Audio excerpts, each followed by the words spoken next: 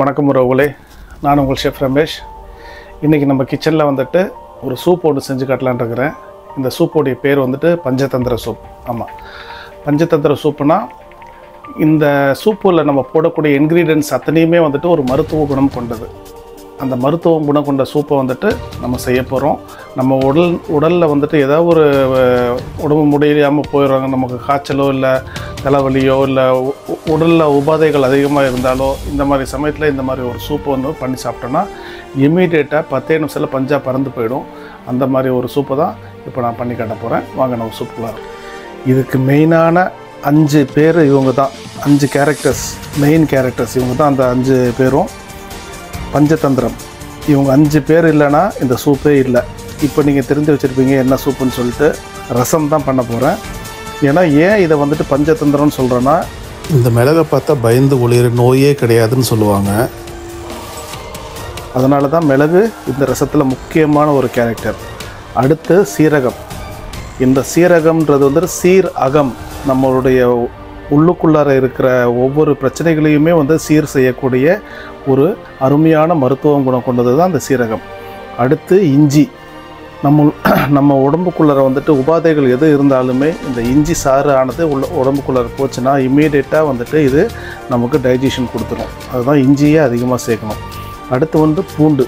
பூண்டுடைய தன்மை என்னென்னா, நம்மளுடைய பிளட்டில் எந்த அளவுக்கெல்லாம் வந்துட்டு கிருமிகள் இருக்குதோ அது அத்தனையுமே இம்மீடியட்டாக க்யூர் பண்ணிடும். அதுதான் இந்த பூண்டுடைய முக்கியமான கேரக்டர்.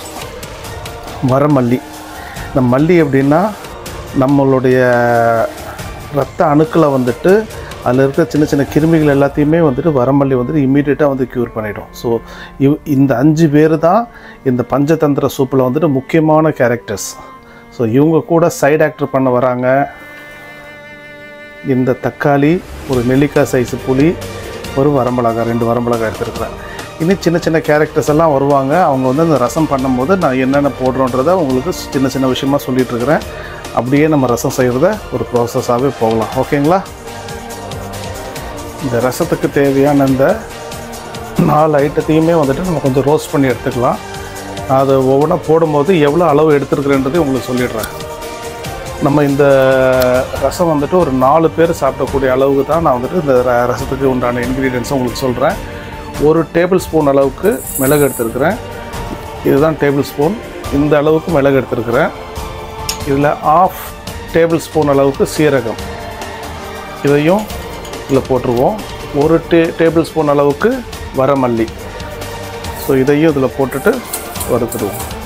எப்போவுமே ரசத்துக்கு வந்துட்டு இந்த 3 விஷயங்களையும் வந்துட்டு நல்லா வறுத்துடணும். வறுத்து நம்ம பவுட்ரு பண்ணணும். பவுட்ரு வந்துட்டு நம்ம இது மிக்சியில் போட்டு பவுட்ரு பண்ணக்கூடாது. நம்மளுடைய உரலில் போட்டு இடிச்சுட்டா தான் இதோடைய எஃபெக்ட் வந்துட்டு, ரசத்தோடைய எஃபெக்ட் வந்துட்டு அந்தளவுக்கு சூப்பராக ஸ்ட்ராங்காக இருக்கும். இப்போ பவுடர் மிக்சியில் போட்டு அரைக்கும் போது என்ன ஆகும்னா, உங்களுக்கு அந்த சூட்டுக்கு வந்துட்டு ஏற்கனவே இதை சூடு பண்ணி நம்ம ரோஸ்ட் பண்ணுறோம். இதை திரும்பியும் மிக்சியில் போடும்போது இன்னும் சூடு ஜாஸ்தி ஏறினுச்சுன்னா ஒரு மாதிரி கசப்புத்தன்மை அடிக்க ஆரம்பிக்கும். அதனால் இதை வறுத்துட்டு நம்ம உரலில் போட்டு இடித்து பவுட்ரு பண்ணலாம். 2 மிளகாய் எடுத்து வச்சுருந்தேன். 1 மிளகாய் வந்துட்டு தாளிப்பு போடுறதுக்கு, 1 மிளகாய் வந்துட்டு இது கூட சேர்த்துக்கலாம். இதுக்கு இடையில் வந்துட்டு நம்ம எடுத்து வச்சுருக்கிற புளியை வந்துட்டு தண்ணியில் ஊற வச்சிடலாம். கொஞ்சம் சுடு தண்ணி ஊற்றி ஊற வச்சிட்டோம், சீக்கிரம் ஊறிடும். இதில் வந்துட்டு ஒரு 1/2 டீஸ்பூன் அளவுக்கு பெருங்காயம் சேர்த்துக்கிறேன். பெருங்காய பொடி 1/2 டீஸ்பூன் தான் பெருங்காய பொடி. பெருங்காயம் வந்துட்டு நமக்கு வந்துட்டு அந்த உடம்பில் வந்துட்டு கேஸ்ட்ரிக் ஏதாச்சும் இருந்ததுன்னா கூட டக்குன்னு ரிலீஸ் பண்ணி விட்டுடும். பெருங்காயத்தோடைய அவ்வளோ ஒரு முக்கியமான மருத்துவ குணம் அந்த பெருங்காயத்தில் இருக்குது. வயிறு உப்பி போயிருந்து ஒரு மாதிரி கேஸ்ட்ரிக் ப்ராப்ளம் இருக்கிறவங்களுக்கு இந்த பெருங்காயம் இது கூட சேர்த்துக்கிட்டோன்னா இம்மீடியட்டாக வந்துட்டு அந்த கேஸை ரிலீஸ் பண்ணிவிடும். உடனே அந்த உபாதைகள், அந்த வயிறு வலிக்கிறது, அந்த வயிறு கேஸாக உப்பிட்டு இருக்கிறது எல்லாமே இம்மீடியட்டாக சரியாயிடும். ஸோ அதுக்கு தான் நம்ம வந்துட்டு எப்போவுமே ரசத்து கூட பெருங்காயத்தை ஆட் பண்ணுவோம். ஓகே, இது நல்லா ரோஸ்ட் ஆகிடுச்சு. இதை ஒரு ஓரமாக வச்சிடலாம். நம்ம இப்போ இந்த பூண்டை வந்துட்டு கொஞ்சம் நல்லா க்ரஷ் பண்ணி வச்சுக்கலாம். பூண்டை நல்லா க்ரஷ் பண்ணிட்டோன்னா அந்த பூண்டோடைய சாரும் வந்துட்டு ரசத்தில் இறக்கும், இன்னும் நல்லாயிருக்கும். சிலவங்க பூண்டை சும்மா வெட்டி போடுவாங்க, அப்படி போடக்கூடாது. பூண்டை நல்லா தட்டிட்டு போட்டோன்னா அந்த பூண்டோடைய சாறு இறங்குறதுக்கு இன்னும் நல்லாயிருக்கும்.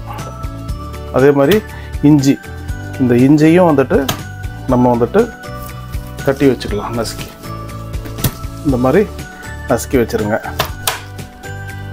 அப்போ தான் இஞ்சியோட சாரும் இறங்கும். அப்போது இஞ்சி சாறு இறங்குச்சுனாலே ரசோட டேஸ்ட்டு செம்மையாக வரும்.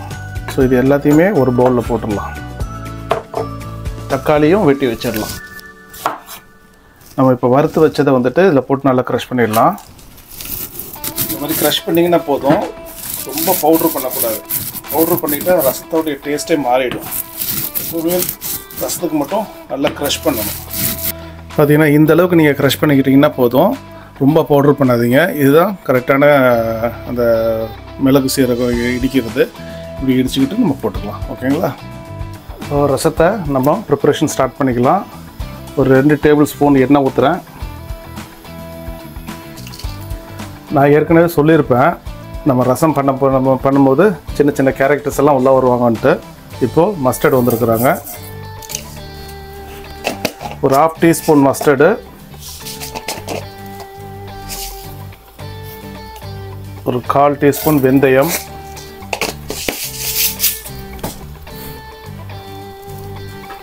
கருவேப்பிலையும் அந்த காஞ்ச மிளகா, ஒரு காஞ்ச மிளகா எடுத்து வச்சுருந்தேன் இல்லைங்களா, அதில் போட்டுட்டேன்.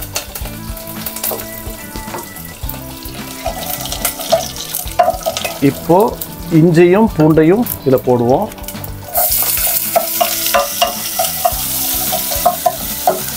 கொஞ்சம் ஸ்லோவில் இவங்களை நல்லா வணக்கிடுங்க.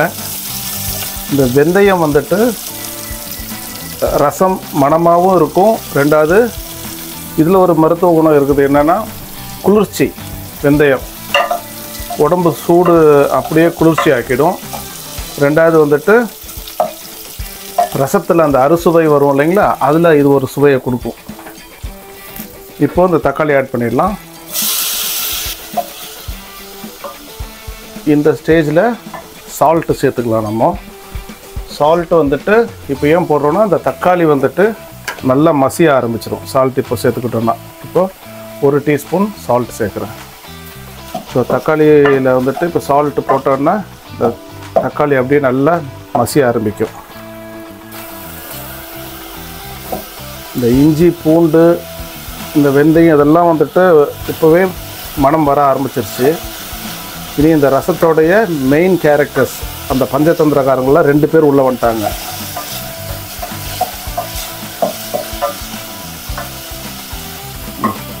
இப்போ வந்துட்டு ஒரு 1/2 டீஸ்பூன் மஞ்சள் தூள். மஞ்சள் தூளும் மருத்துவம் தான். இந்த ரசத்தை பொறுத்தளவுக்கு இந்த ரசத்தில் சேர்க்கக்கூடிய அத்தனை இன்க்ரீடியன்ஸுமே வந்துட்டு மருத்துவ குணம் கொண்டது தான். இந்த மஞ்சத்தூள் மருத்துவம் எப்படின்னா, நமக்கு வந்துட்டு உடம்புல வெளிக்காயங்கள் எதாக இருந்தாலுமே நம்ம பாலில் வந்துட்டு கொஞ்சம் மஞ்சளை கலக்கி கொதிக்க வச்சு குடிச்சிட்டாலே, அந்த பாலில் மஞ்சத்தூள் உள்ளார போனாலே அந்த காயங்கள் குயிக்காக ஆற ஆரம்பிச்சிடும். அவ்வளோ மருத்துவம் மஞ்சளில் இருக்குது. இந்த ஸ்டேஜில் தான் நம்மளுடைய மெயின் கேரக்டர்ஸ் இவங்கள வந்துட்டு ஆட் பண்ணுறோம். நான் பூராத்தையும் போட மாட்டேன். இப்போ பாருங்கள், கொஞ்சம் எடுத்து வைக்கிறேன். இது எதுக்குன்னா, கடைசியாக வந்துட்டு ரசம் கொதிக்கிற ஸ்டேஜில் மேலே தூவி விடணும். அப்போ இன்னும் அந்த ஸ்மெல் நல்லாயிருக்கும்.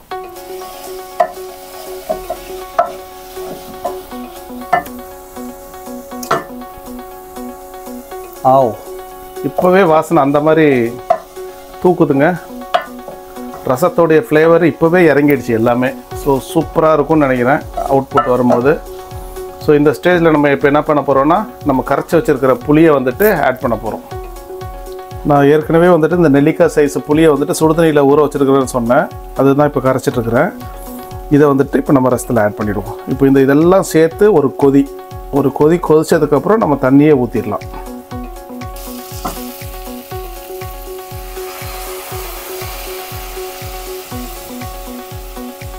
இந்த ரசம் வந்துட்டு நான் ஒரு 4 பேர்த்துக்கு அளவு தான் இப்போ பண்ணியிருக்கிறேன். ஸோ நீங்கள் வீட்டில் பண்ணும்போது ஒரு 8 பேருனா இந்த குவான்டிட்டியை அப்படியே டபுளாக இன்க்ரீஸ் பண்ணிக்கோங்க.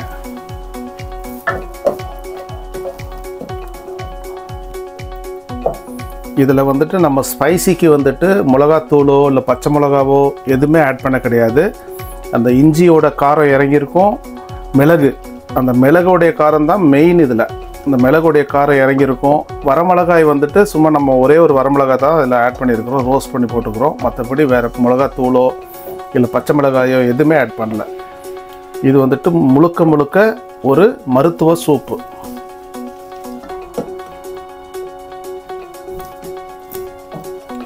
ஓகே, இப்போ இந்த ஸ்டேஜில் நம்ம கொஞ்சமாக தண்ணியை ஊற்றிட்டு ஒரு சின்ன கொதி, அதுக்கப்புறம் தண்ணி ஊற்றிட்டு கொதிக்க வைக்கக்கூடாது. ஏன்னா இந்த சின்ன கொதி எதுக்குன்னா இதோடைய புளி ஊற்றிருக்கிறோம் இல்லைங்களா, அந்த புளியோடைய பச்சை வாடை போகிறதுக்காக தான் ஒரு சின்ன கொதி கொதிக்கிட்டோம். அதுக்கப்புறம் நம்ம வந்துட்டு தேவையான அளவு தண்ணியை ஊற்றிட்டு நுரை கட்டுற சமயத்தில் ஆஃப் பண்ணிடணும். ரசத்தை பொறுத்தளவுக்கு ஃபுல்லாக கொதிச்சிச்சுன்னா அந்த ரசம் வந்துட்டு விஷம்னு சொல்லுவாங்க. ரசம் கொதிச்சா விஷம்னு சொல்லுவாங்க. அந்த மாதிரி நம்ம கொதிக்க விடக்கூடாது. இப்போ வந்துட்டு இந்த புளியை ஊற்றி இருக்கிறதுனால இது ஜஸ்ட் ஒரு 2 minutes ஒரு சின்ன கொதி வந்துச்சுன்னா அதுக்கப்புறம் நம்ம எடுத்துடலாம்.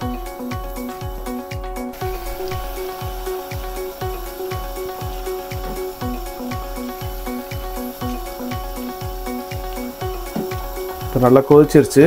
இந்த ஸ்டேஜில் நம்ம தண்ணியை ஊற்றிக்கலாம்.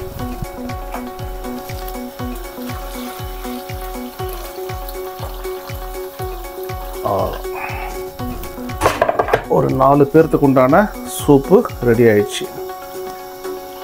நம்ம இதை உப்பு மட்டும் பார்த்துட்டு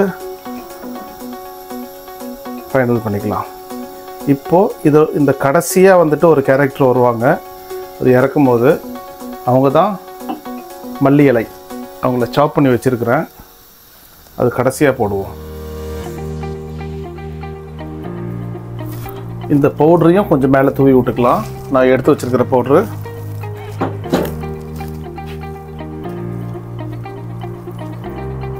அவ்வளோதான். நம்மளுடைய ரசம் சூப்பராக ரெடி ஆயிடுச்சு. பஞ்சதந்திர ரசம். இதை நான் குடிச்சிட்டு உங்களுக்கு ரிவ்யூ சொல்கிறேன். ஓகேங்களா? சூப்பராக இருக்குது ரசம். ஸ்மெல்லு பா, இந்த கலரை பார்த்தாலே வந்துட்டு இங்கே பாருங்க. ஸோ இந்த ரசத்தோடைய கலரை பார்த்தோன்னே உடனே குடிக்கணும் போல தோணுது.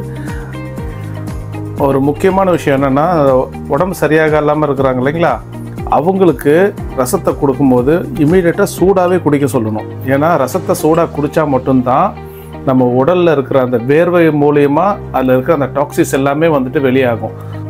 இப்போ நம்ம டேஸ்ட் பண்ணிடலாம்.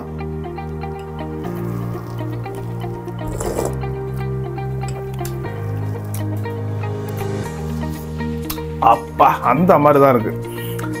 அந்த இஞ்சியோடைய டேஸ்ட்டு, அந்த மிளகோடைய டேஸ்ட்டு, பெருங்காயத்தோடைய டேஸ்ட்டு, இப்போ எல்லாமே சேர்ந்து அவ்வளோ சூப்பராக இருக்குது. நீங்கள் ரசத்தை வீட்டில் ட்ரை பண்ணுங்கள். யாராச்சும் உடம்பு முடியாமல் இருக்கிறாங்களோன்னா அவங்களுக்கு ரசத்தை உடனே செஞ்சு கொடுங்க. இமீடியட்டாக 10 நிமிஷத்தில் வந்துட்டு அவங்களுக்கு அந்த ஒரு உடல் நலம் சரியில்லாமல் இருக்கிறவங்களுக்கு இமீடியட்டாக க்யூர் ஆகும். ஸோ நீங்களும் ட்ரை பண்ணுங்கள். நம்மளுடைய வீடியோவை வந்துட்டு நிறைய பேர் லைக் பண்ணிட்டு இருக்கிறீங்க, நிறைய பேர் ஷேர் பண்ணிட்டு இருக்கீங்க. ரொம்ப சந்தோஷமாக இருக்குது, ரொம்ப ஹாப்பியாக இருக்குது. இதே மாதிரி சூப்பரான மருத்துவம் குணமுள்ள ஒரு நல்ல உணவுகளையும் நான் உங்களுக்கு வழங்குறதுக்கு ரெடியாக இருக்கிறேன். அடுத்தடுத்து நம்மளோட வீடியோஸ் வந்துகிட்டே இருக்கும். மறக்காமல் சப்ஸ்கிரைப் பண்ணுங்கள். தேங்க்யூ ஃபார் வாட்சிங். Bye guys. See you on next video.